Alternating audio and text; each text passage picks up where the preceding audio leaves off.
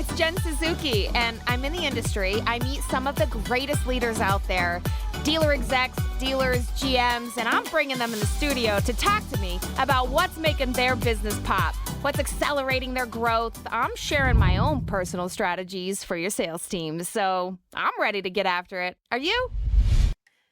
Well, welcome back, listeners, to Dealer Talk with Jen Suzuki. There is a person that has been on my radar for at least 2 decades. And it's, a lot of times there's not a lot of women in the car business. I always felt like I was the Lone Ranger when I first got into car sales because it was me and 40 dudes on the front line. And as I've progressed in my career, a lot of times people will say to me, Jen, why is there no women in your photos? And, it's funny, it's become just a norm for me. But in early stages of my career, especially on my come up, and I worked with the Ed Morris Automotive Group as one of their executives. And I got an opportunity to meet Rita Case. She would never remember me. It was a long time ago, but she stayed on my radar my entire career. And I am so grateful and so excited that she has carved out time for me and our guest today. Welcome, Rita Case. Oh, thank you, Jen. I feel just as honored to be a part of you and your audience. Yeah, thank you so much for saying that. I have appreciated your willingness to support just everybody in our industry and your community, the amount of community work. I always see you getting an award. Literally, my entire career, I'm always seeing Rick and Rita Case win an award. And I can tell you, your reputation has been consistent.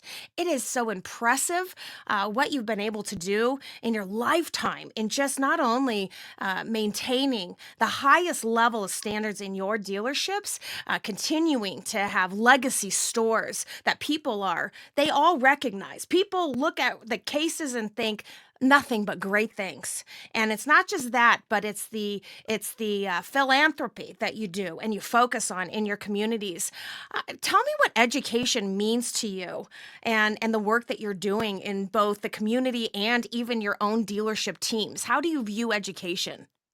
Well, I've been a car dealer, first of all, for 48 years. Oh my Ran my gosh. dealerships, so got a lot of experience. I've come through a lot of different ups and downs in the industries, and certainly changes in the associates and the requirements and the factories and just the markets, everything. Uh, so back in 1976, I mean, Honda, Toyota, Datsun back then were just getting started. Oh But yeah. throughout my career, I've built my own personal confidence in this industry. Like the only woman with 42 guys around you. I have had that my entire life.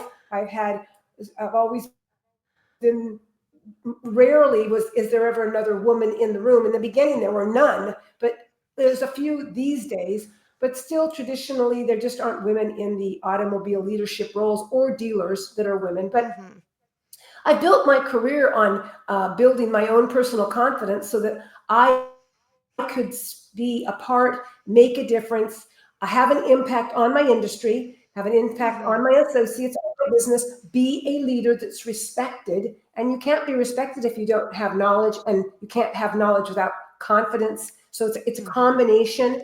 And I know I learned this very early on in the late 70s. So as I got into philanthropy, I realized that one of the things I wanted to focus on, and it's continued to be the main thing I focused on, is to Hmm. provide education for those that are in adverse situations, that Hmm. deserve the opportunity for education, and that desire an education. And so to me, education opens the first door of opportunity.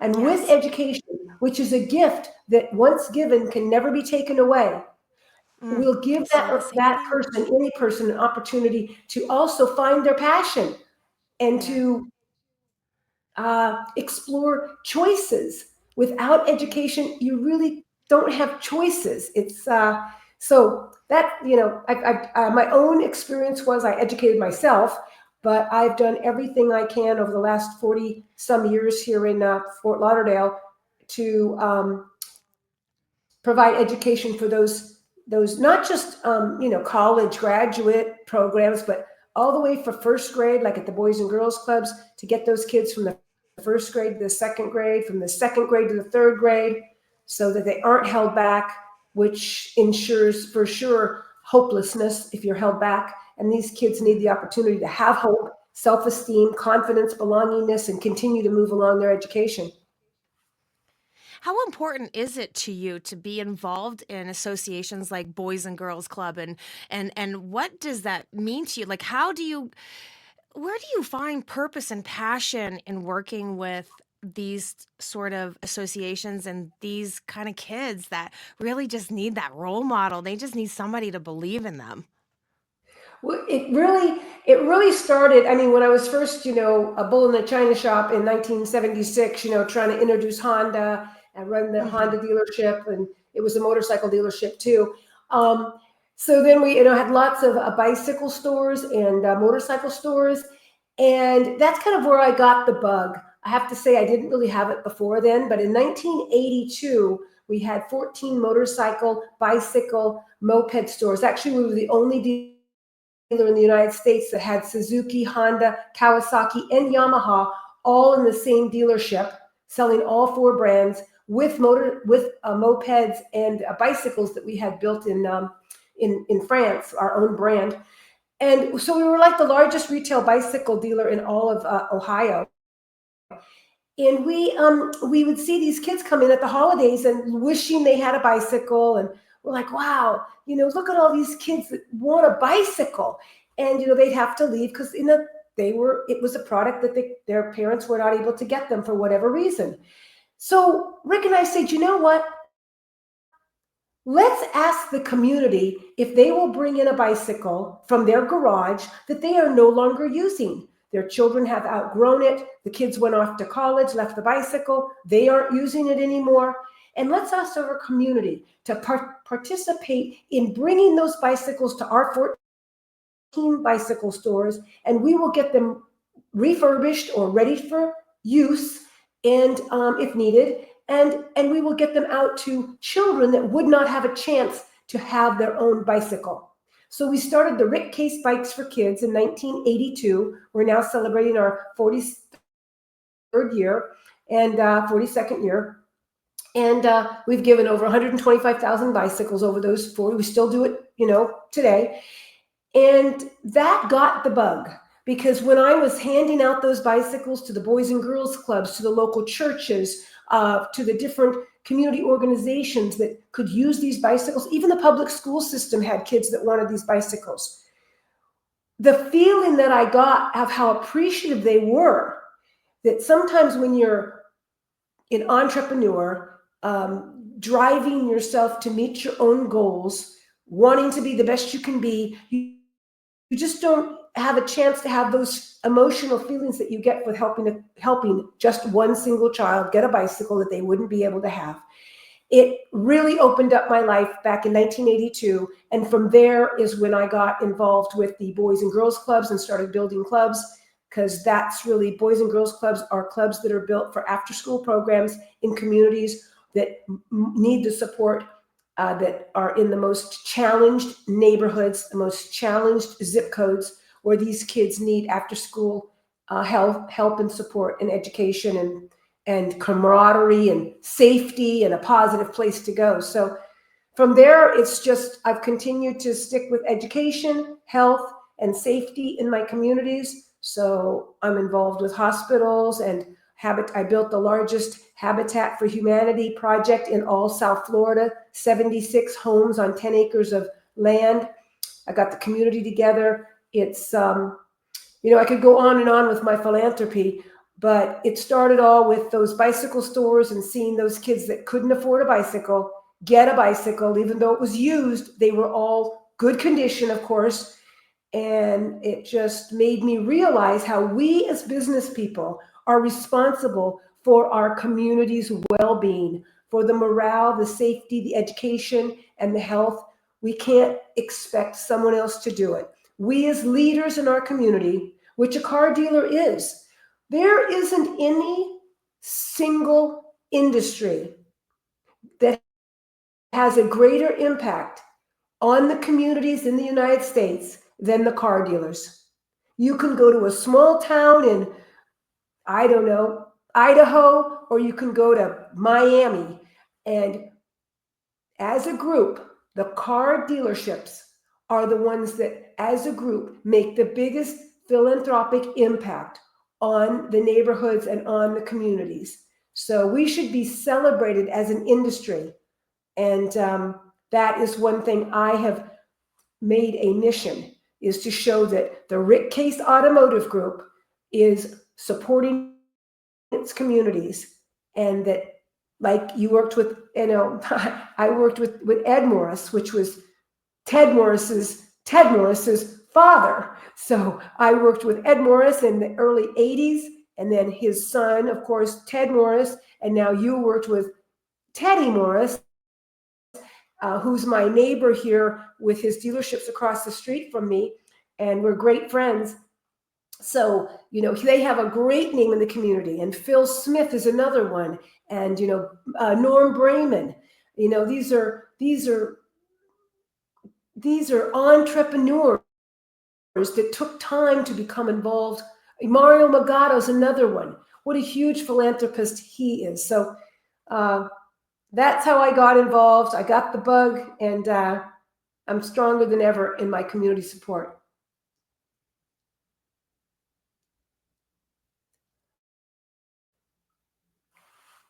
You're on mute. You can't hear me? Oh, there we go. Thank you. You certainly have a great reputation out there. And when I think about the cases, I associate you with the work that you continue to give back to people and community. And I am really appreciative of that. I'll just give you a quick story. I lived in South Florida for most of my life. And there was a point in my life too where, I have amassed a lot of success, people would say, and things are going so great in your life. And, we all run into a ditch at some point. I had a person that I loved dearly, was my absolute best friend, pass. And it really rocked my world. And a lot of people don't know this story about me, but I needed to take some time off. I need to recalibrate and really sort of get my priorities intact, because you work yourself to death, and at the end of the day it's got to be for something. Do you know what I mean? And I'm Yeah. just thinking about getting to the next level, and then my whole world gets rocked, and I got involved in foster care.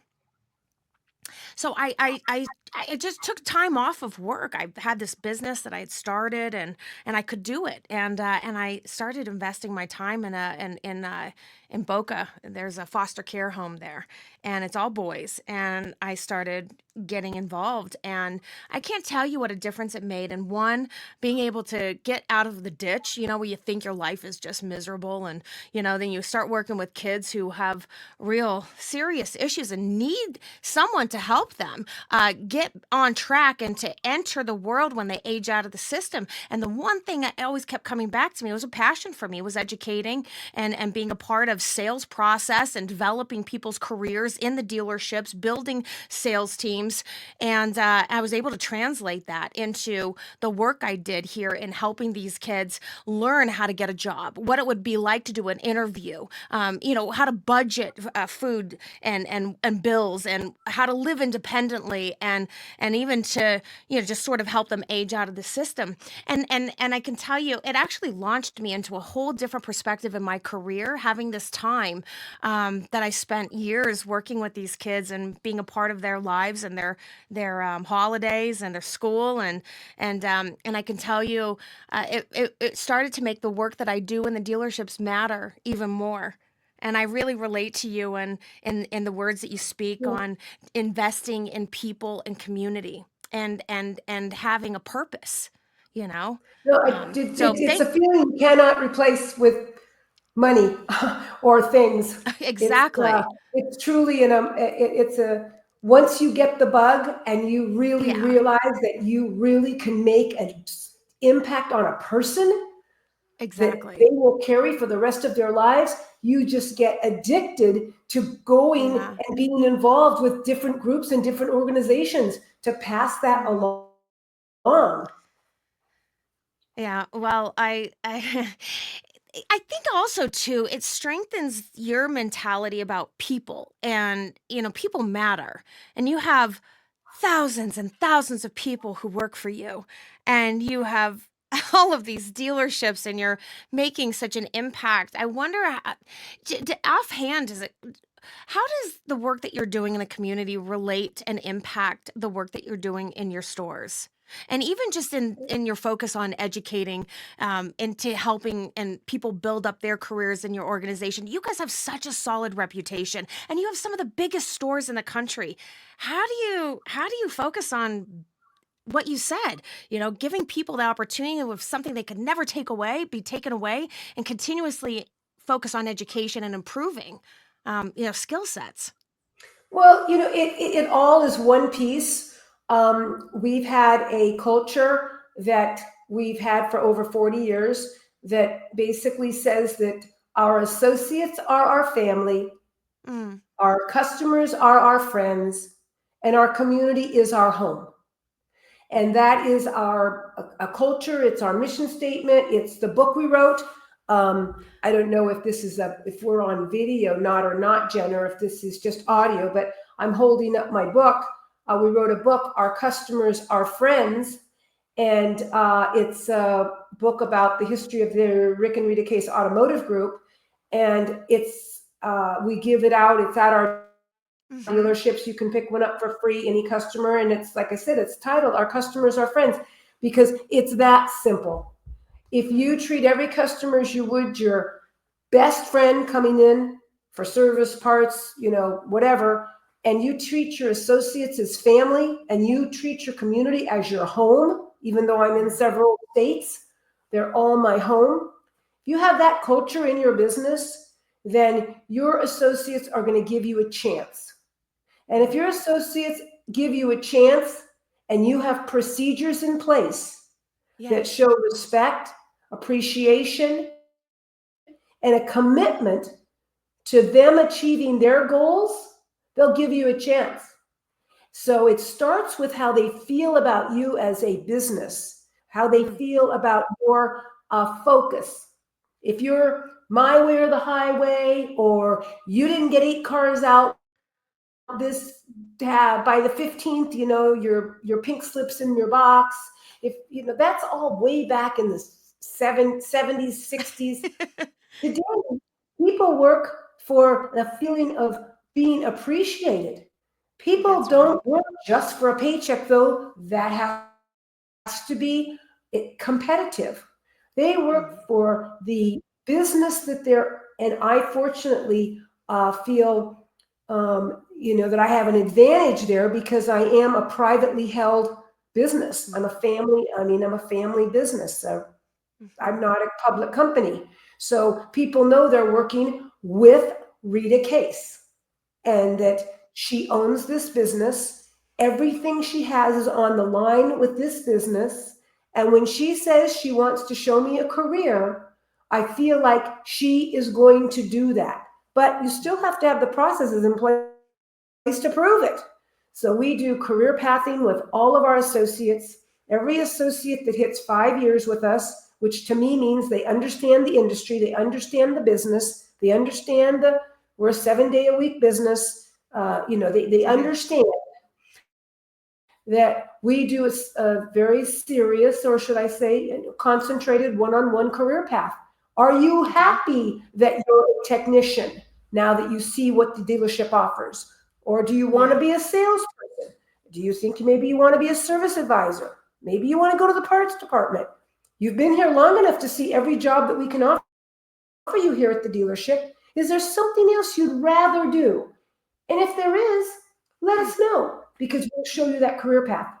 Now, we do it with our HR department opposed to the Okay. department head, because he's got, Johnny, the A technician. Last thing he wants to do is have Johnny say, "Oh, I think I want to be the assistant parts manager." So Totally. you have, yeah, you've been in the business.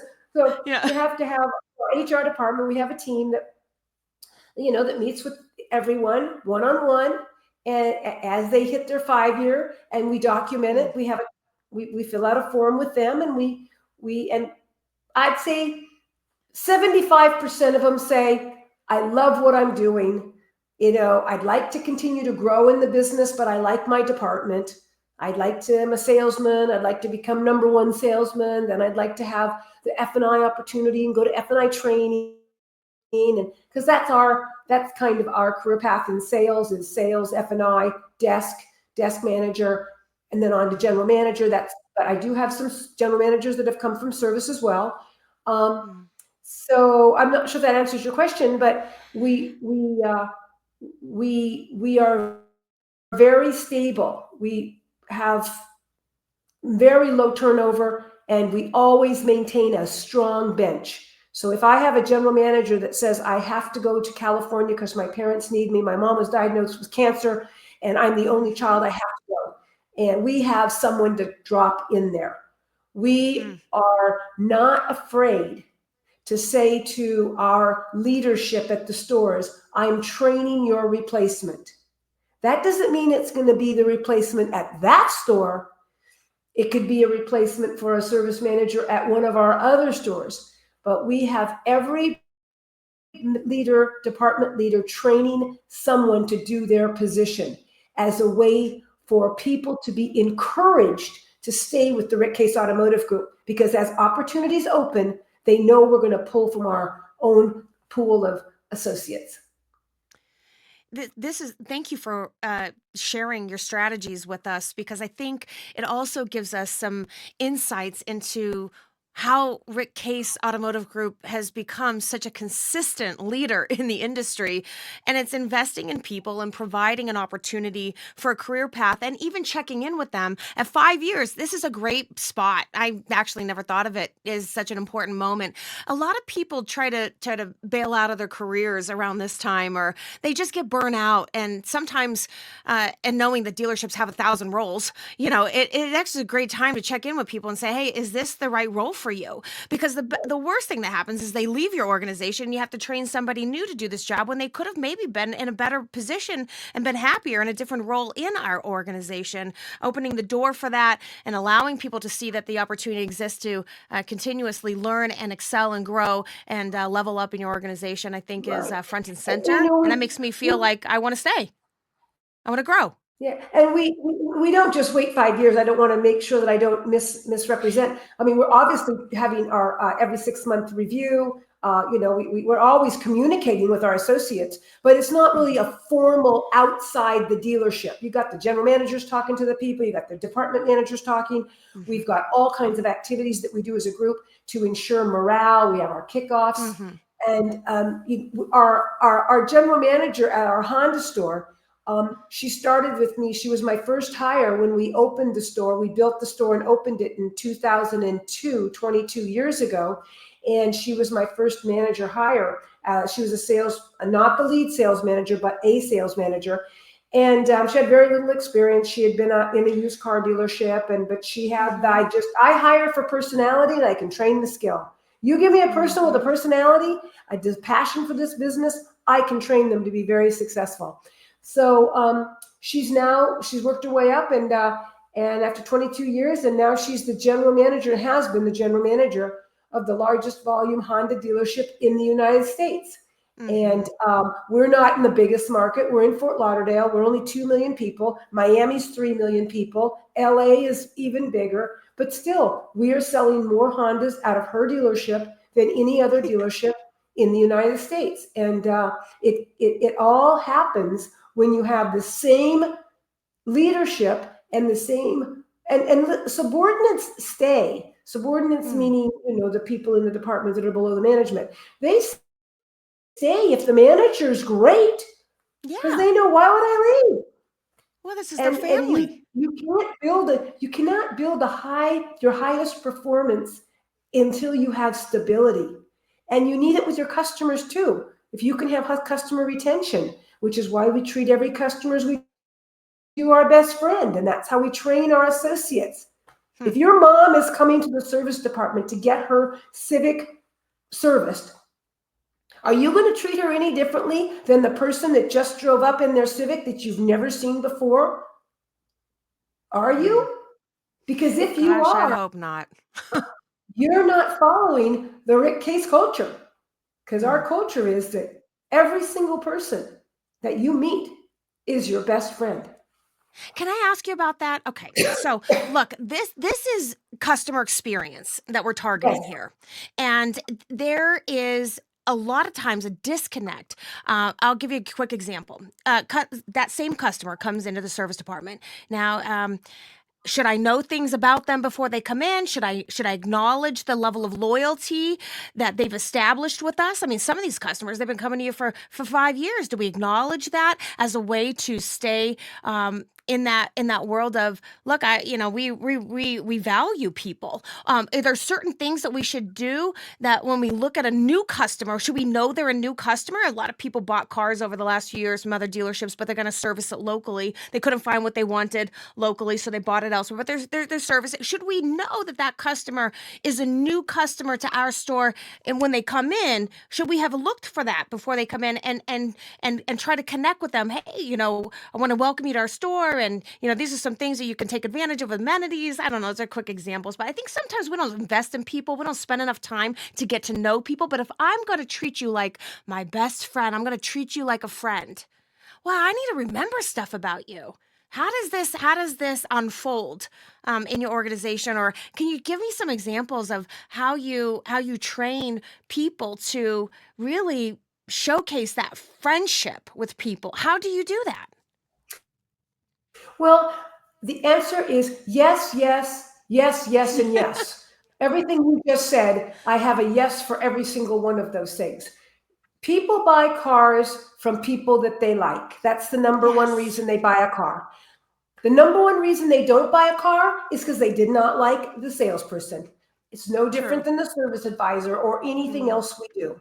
So you have to, our associates understand through our training and through proof of their own personal success that if they take an interest in their customers, personally with their customers, they're going to have listen, people pay more and buy faster if they're having a good time.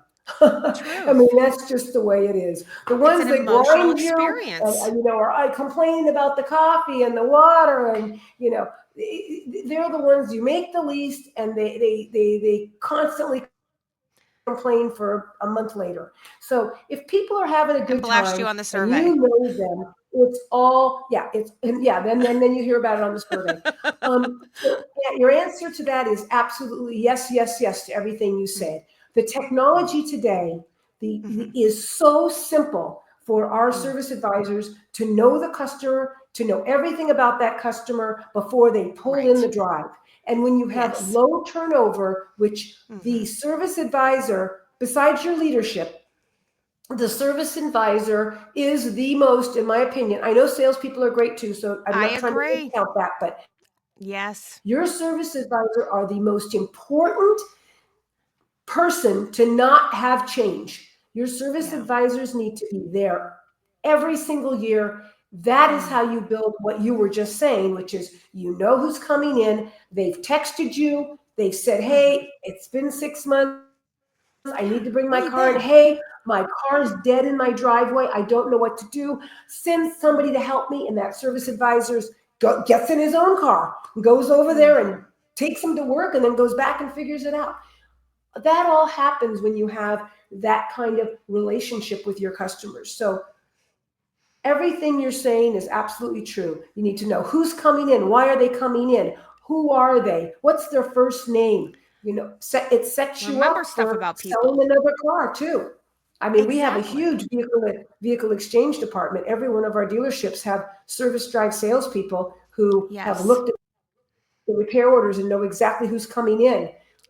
We have car washes, free car washes for life, and the car wash line is from here, around the bend.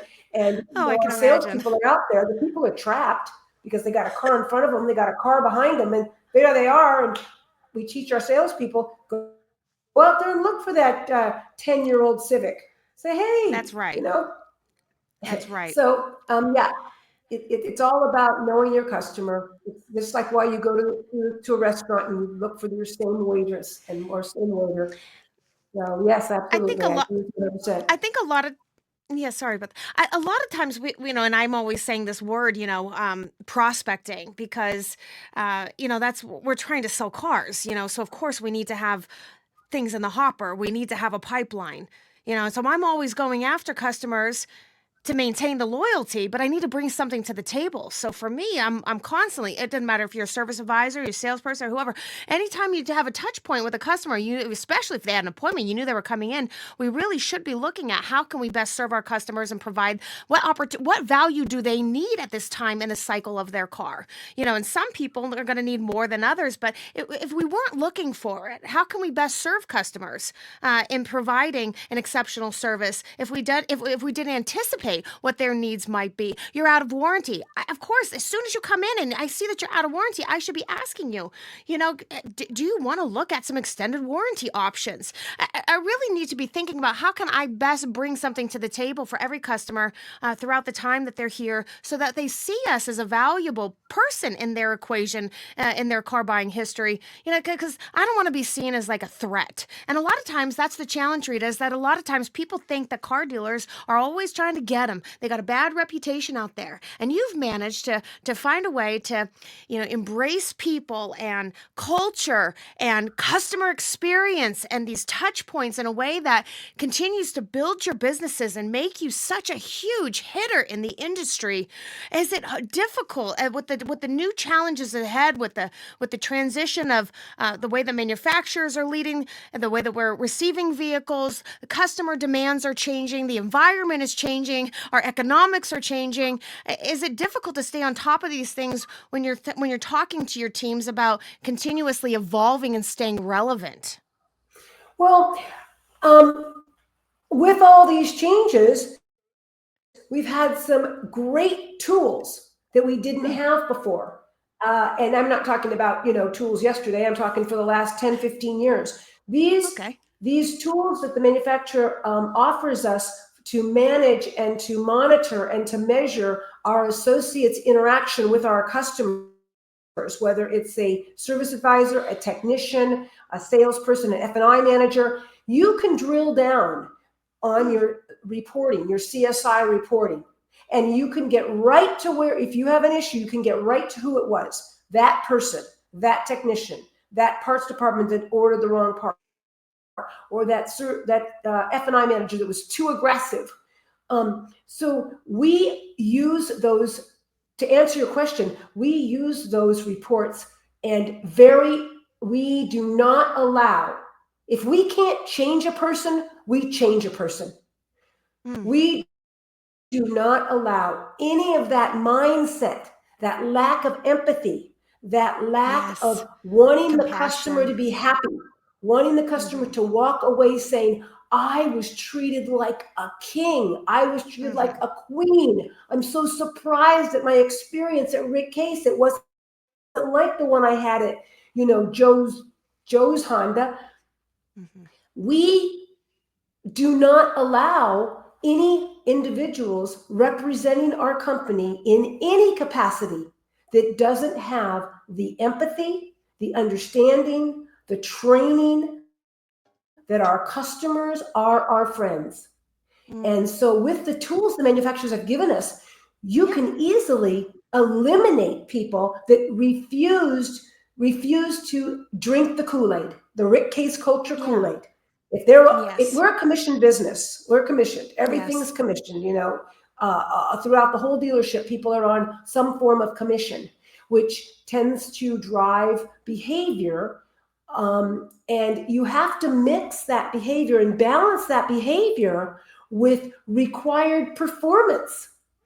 So I feel like it's easier now than it was 15 years ago because of the tools they've given us. Before, you just got a CSI report, you're this. And then you had to go find, well, I wonder who the salesperson was. I wonder who the F&I manager was. I mean, now it's at your fingertips. They actually give you a chart now. I have like 87 salespeople at the Honda store. I can get a drop-down chart that says, it's John that caused my score to drop 0.6%. And so you have to, the changing world is inspect. Yeah, you have to inspect, you have to measure, you have to communicate, you have to coach, Exactly. coach, Hmm. coach.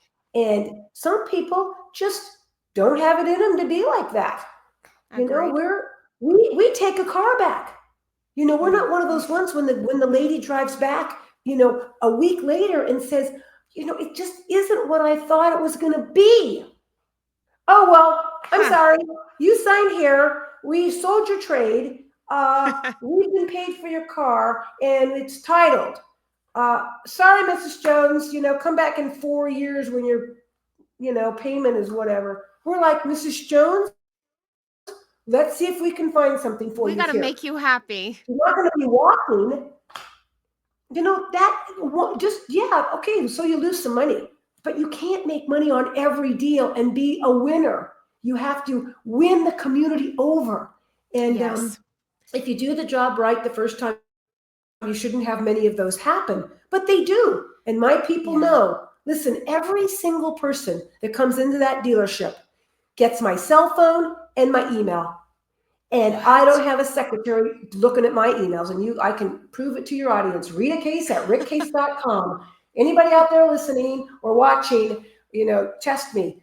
You email Rita Case at rickcase.com that you want me to send you one of our books, and it will be in the mail that week. So I don't have a bunch of, people between me. And because of that, my dealerships Yes. know that if it gets to Rita, forget it. She's giving away the farm. So they try to handle things right there. We do an exit Mm. interview, which is something that we Mhm. started, I don't know, 25 years ago, at least Mhm.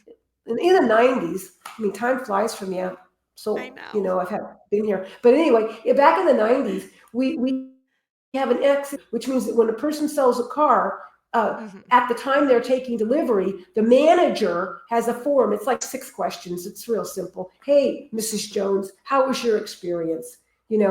Let's walk around your car. Is there anything in this car that there's a problem? Is it clean? Is it just and is there anything we owe you?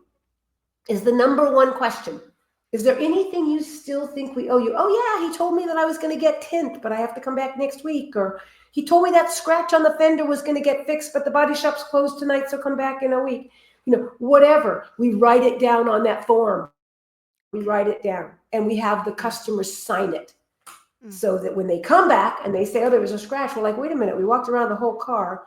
But also, it holds the salesman accountable. So that Definitely. exit interview really brings out things to solve in a customer's attitude before they leave the dealership. If there Rita, was a problem, and hopefully you are. there No, isn't. go ahead. Right, No, of course. But what you're saying to the customer is we cross our T's and we dot our I's, and you matter to us from the beginning to the end of this experience in taking delivery of your vehicle. And I want to just say that everything that you shared with me today is incredibly refreshing to hear. I have been in the car business my entire life, and I think I might be a little bit older than you think. Ed Morse was my boss. oh, Ed Eh, Morris was your boss? yeah, yeah. Oh, geez. Well, I'll tell you, like I said to you earlier, you look exactly like Mariah Carey, so keep it up, girlfriend. Thank you. But being in the business as long as I have, I would tell you, there have been many times, especially recently, where I say, even to colleagues, like, I'm worried about our industry. I am worried about the future because it seems that so many dealers have thrown up their hands or just gave up on customer experience and everything that you said today. And it's always what I've fought for. From the minute I got into this business until I got into dealer education, it was about improving customers' lives. And I always felt the dealership world was a passion for me because everyone needs a car, and we can influence in the entire world by just giving them a great experience in a purchase that they worked so hard for. Not everybody could afford a car, and to provide a high level service where people would want to come back over and over and over. And it's been a foundation for my career.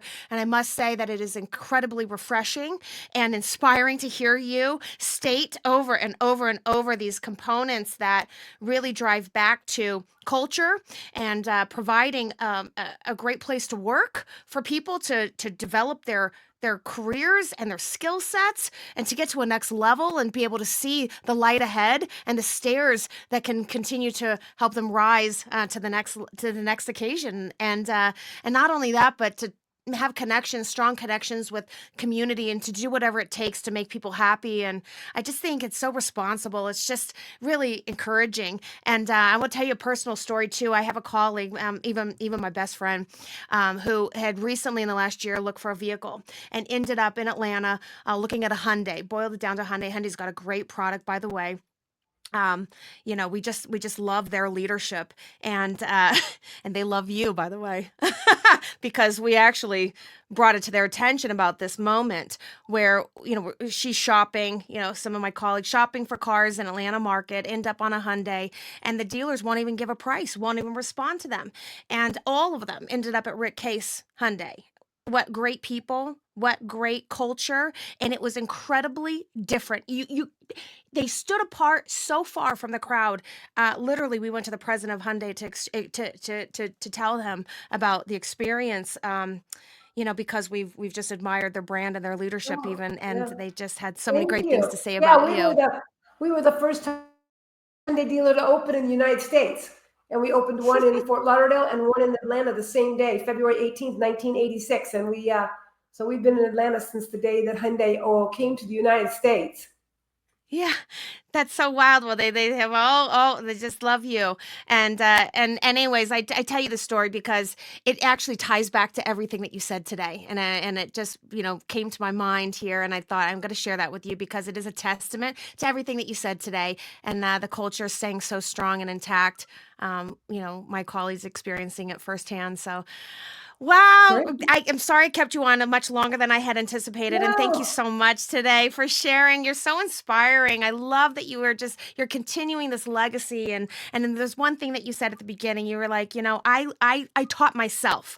I invested in myself. I'm gonna show up to these dealerships and I'm gonna know what I'm talking about. I'm gonna be respected and I'm gonna feel confident in what I say. And the reason why I'm gonna be confident is because I did my homework. I educated myself. And I think it's a testament to we can do anything we want. We put our minds to it. Well, my father was the first Honda dealer in the United States. He's dealer number one.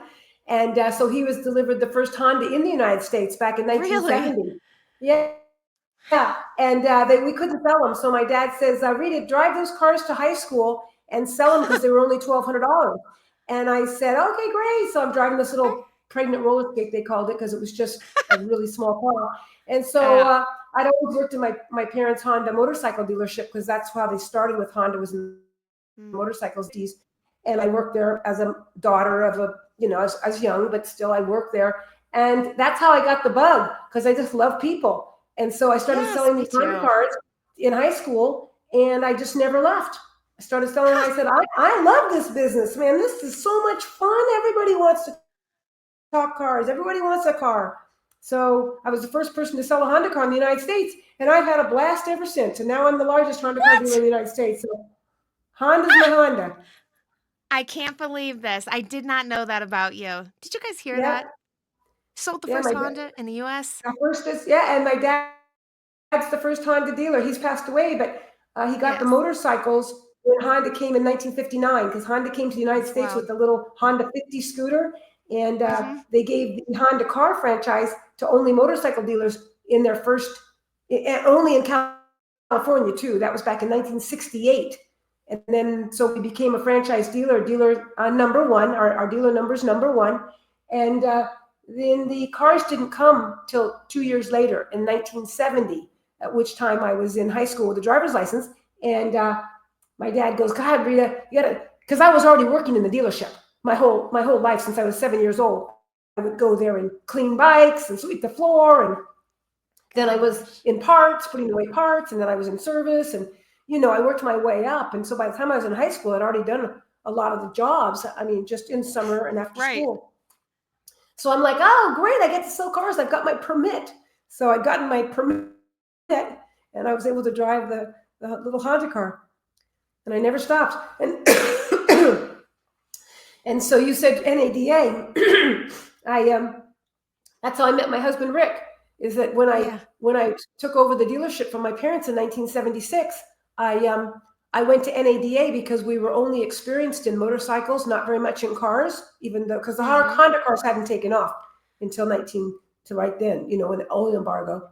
And Oh, yeah. so I went to NADA and I asked them if they'd start a Honda 20 group for Honda dealers because there wasn't a 20 group for Honda dealers.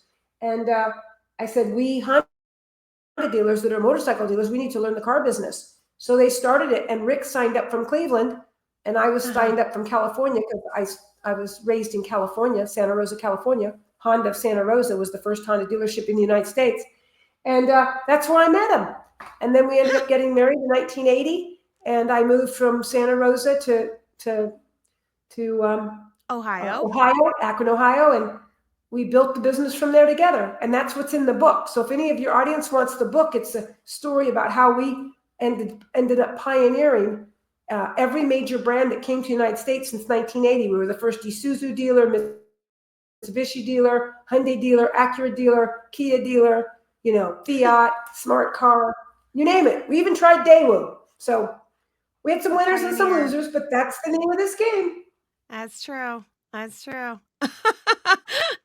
Wow. Just the history is just exhilarating. It's so exciting to hear this history, and wow, you've done it all, Rita. Geez, what haven't you done? And what aren't you good at? That's what I want to know. What aren't you good at? Well, I fly my own jet, so I do that too. Oh my gosh, you're wild. Of course you do. Okay, you're an extreme overachiever. I have a good time. Most of all, I have fun. And that's the key. If you ask any of you cold calls into our dealership and you say, what does Rita always say to us? They'll say her number one thing says, if you're not having fun, get out of the business. Oh, I feel you on that. People always say that about me. They're like, how are you so energetic? I'm like, I literally love people. I found something I'm good at. Yeah. I love this game. I love this business. It's you just never know what you're going to get, but there's so many opportunities to embrace whatever it is that you want to achieve. And when you can find a good company like Rick Case Automotive Group, oh my God, the sky is the limit. You're outstanding. I'm just so grateful to have you on today. You're a burst and ball of energy. Great. Well, thank you. The Rita Case. Thank you so much. You're welcome. It's my pleasure. If you like these episodes and my sales game techniques, you should snatch up our latest dealer education program I'm hosting. It's called Jen's Remote Classes, and it's a 1-hour, once-a-week class with me alongside other dealerships all pursuing the same end game to achieve top 10% status in your dealership. For more info, hit me up. All my contact info's in the show notes. I want to hear from you. And follow Dealer Talk with Jen Suzuki right now to get notified when episodes like this one drop. This is Jen on the podcast Dealer Talk with Jen Suzuki. See ya!